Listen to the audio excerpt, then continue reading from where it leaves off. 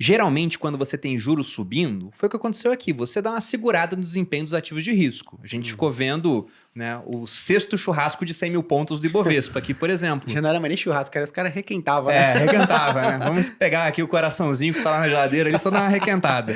Então, não andava a bolsa. Mesma coisa com fundo imobiliário, ficou um período sem andar. Agora, só com expectativa, bolsa já andou, fundo imobiliário já andou. Só que lá fora, enquanto os juros estavam subindo, você pega de janeiro para cá, o S&P subiu quase 20%. Pô. Então, lá fora tem oportunidade, ou apesar desse dólar mais baixo, o mercado está muito caro e nesse momento seria melhor focar em Brasil, na visão de vocês? Você quer falar, Ricardo? Não, pode deixar, se eu levo. Assim, você investir no exterior é algo mandatório dentro do seu portfólio. Porque quando você pega um portfólio que ele é exclusivamente local, só tem ativo brasileiro, você está afirmando, ainda que de forma inconsciente, que a melhor moeda é o real, que as melhores empresas em todos e quaisquer segmentos estão no Brasil, né? Que a economia como um todo mais forte é a brasileira, e a gente sabe que nenhuma dessas três frases é verdadeira. Mas tem gente que fala isso, hein? Né? Nenhuma dessas três frases são verdadeiras. Então eu devo colocar tudo lá fora? Não, porque aí a gente volta para a contabilidade. Você tem ativo e passivo na tua vida. O teu passivo, muito provavelmente, se não for 100%, a maior parte dele, mais de 90%, com certeza, está em reais. Então, seu ativo, uma parte significativa dele também tem que estar em reais para você ter o casamento aí de ativo e passivo. Mas alguma exposição no exterior, você tem que ter. Né? Essa brincadeira do dólar, quando é que eu devo comprar ou não, quando me perguntam, eu falo, eu sou comprador de dólar todo dia. Todo dia. Se eu tivesse dinheiro infinito, todo dia eu estava comprando dólar. Porque eu não estou olhando para 6 meses, eu estou olhando para 6 anos. E em 6 anos é aquilo que você falou. Vai mudar alguma coisa nessa situação do dólar como fortaleza de moeda global? Não, na minha opinião, em 6 anos não muda. Então eu sou comprador de dólar todo dia. Né? Mas quando a gente olha para as empresas pensando em diversificação, então você olha lá fora na parte de ações. A gente ainda é um mercado, né, muito pequeno, muito incipiente. Então você pensa, eu quero me expor à tecnologia, olha para a Bolsa Brasileira. Né? Com todo respeito às empresas de tecnologia que estão na Bolsa Brasileira, poxa, não tem nem comparação com o que você compra lá fora. Então, você vai comprar empresas de grande porte, entregando resultado, empresas sólidas com essa exposição no exterior. E o principal, no meu ponto de vista, hoje é tão simples fazer isso. Mas é tão simples fazer isso, é tão mais acessível. Você tinha a desculpa da dificuldade alguns anos atrás, eu concordo. Mas hoje não. Hoje não dá mais para você não tem essa desculpa. Né? E a desculpa é do recurso. Eu preciso de muito dinheiro. Também não cola mais. Com pouquinho você consegue já se expor a ETF, por exemplo, que é uma cesta já de ativos lá fora. Né? Tanto para renda fixa, quanto para ações, enfim. Então, essa exposição dentro de uma carteira estrutural, ela é obrigatória, é fácil de fazer e você consegue fazer com pouco recurso. Então, não tem desculpa. Todo mundo tem que ter um pezinho no exterior. E para mim é maluco o raciocínio, porque se você for ver uma curva de aprendizado, tudo bem que investir no exterior não está ali nas primeiras lições. Mas a gente olha alguns passos dos investidores locais que você fala, não, investir no exterior vem antes disso, na curva de aprendizado. Né? O pessoal, eu acho que você tem que ter, por exemplo, uma exposição em criptoativos, tem que ter. Só que você, antes na curva de aprendizado, você tem que ter já a sua posição no exterior. A turma tem cripto, mas não tem posição no exterior, por exemplo. Né? Porque não é tão moda. Não é tão sexy. Não tá no hype. Aí a pessoa Exceto se começa a subir o dólar. Exceto se começa. Daí o pessoal gosta de pagar mais caro. Sim. A pessoa acha que está correndo muito risco lá fora. Fala, você está correndo muito risco lá fora porque você está comprando Apple, você está comprando Microsoft e a sua posição de oi, você está tranquilo.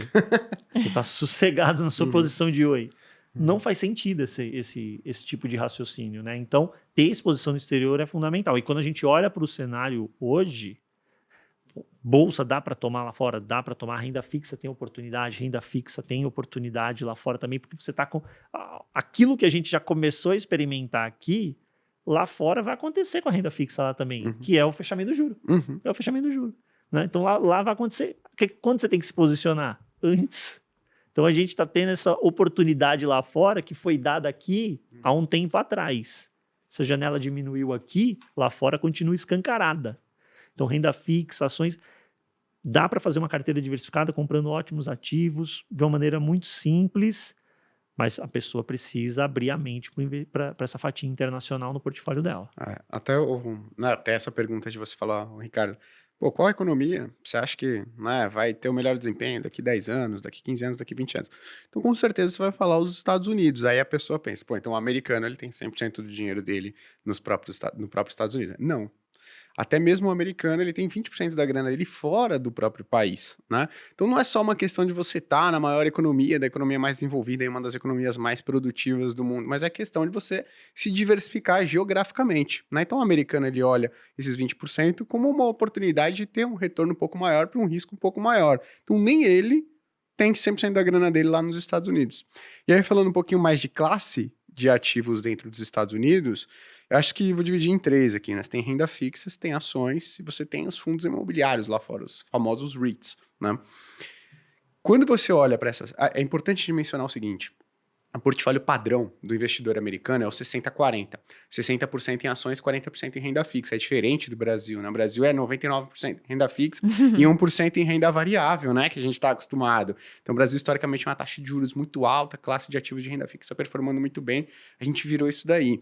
Mas o portfólio padrão americano é o 60% em ações, 40% em renda fixa. Por quê? Se for pegar nos últimos 10 anos, 20, 30, 40, 50, 60, tem 100, 120 anos, a classe de ativos que mais entregou retorno real descontado da inflação para o investidor lá foi o mercado acionário.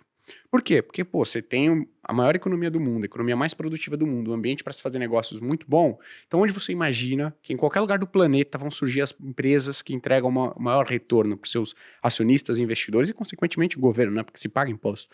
É nos Estados Unidos. Então, você tem uma composição diferente. Se você for pegar a performance do portfólio padrão americano, 60-40, foi o pior ano, 2022, desde 1937. Então, basicamente, eu diria que quase nenhum americano vivo hoje, né, observou um desempenho tão ruim dos seus investimentos quanto no ano de 2022. Aí você vai falar, pô, Gui, mas então é ruim você investir nesses períodos? Historicamente, quando você olha outros anos que foram muito negativos para esse portfólio médio padrão, você observa que os anos subsequentes, eles foram bem positivos. Por quê, cara? Porque você teve um impacto muito negativo em preço de ações, de imóveis através dos fundos imobiliários, e você normalmente tem uma taxa de juros dos ativos de renda fixa lá de longo prazo muito elevada. E aí até, né, para dividir agora certinho, se você for pegar as 3 classes de ativos, onde que eu acho que tem a maior oportunidade? Se você for pegar a renda fixa americana, né, hoje você consegue encontrar ativos que pagam 5%, 5,5% ao ano em dólar de empresas de altíssima qualidade, coisa que você não consegue há 15, 20 anos lá fora. Pô, será que esse é um nível de retorno muito bom, Gui? Se você for pegar isso, esse retorno de dólar mais 5 nos últimos 5, 10, 15, 20 anos, vai ser o investimento campeão de retorno comparado com qualquer índice da Bolsa Brasileira.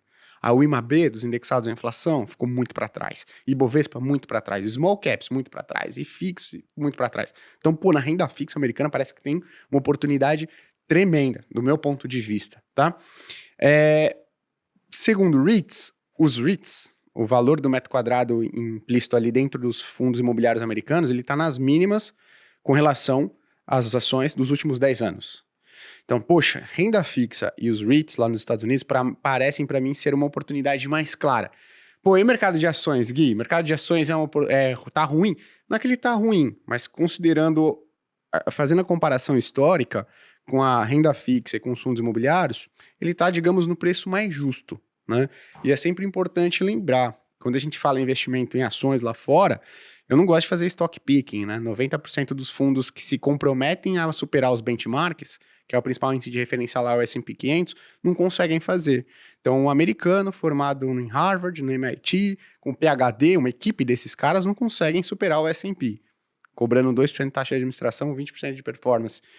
Como é que eu aqui, na minha humilde, nossa humilde estrutura aqui, que não é tão humilde assim, mas, poxa, vou superar o benchmark. Então, lá fora eu invisto via índices, porque é isso. Se você for pensar, mas as ações americanas de tecnologia estão muito caras. Estão muito caras, mas de onde você imagina que virão as próximas campeãs da próxima década? São as empresas brasileiras? São as empresas mexicanas, as europeias? Quem sabe? mas eu apostaria que são as empresas americanas. Se você investe num índice, você vai estar apostando que, não naquelas ações específicas, não na Apple, ou na Nvidia, que agora virou moda, ou não na Meta, né, que é do Facebook. Não, você está apostando que as maiores empresas que vão continuar entregando os maiores retornos para os seus acionistas são americanas. E não necessariamente que você está apostando na empresa de tecnologia A, B, C ou D. Mas essa é a minha visão aí para fora, mais ou menos. Só um complemento em relação ao mercado norte-americano de forma bem específica. Por se tratar de um país desenvolvido, de uma economia desenvolvida, as estruturas das empresas, dos REITs, são naturalmente mais alavancadas. Elas são mais alavancadas.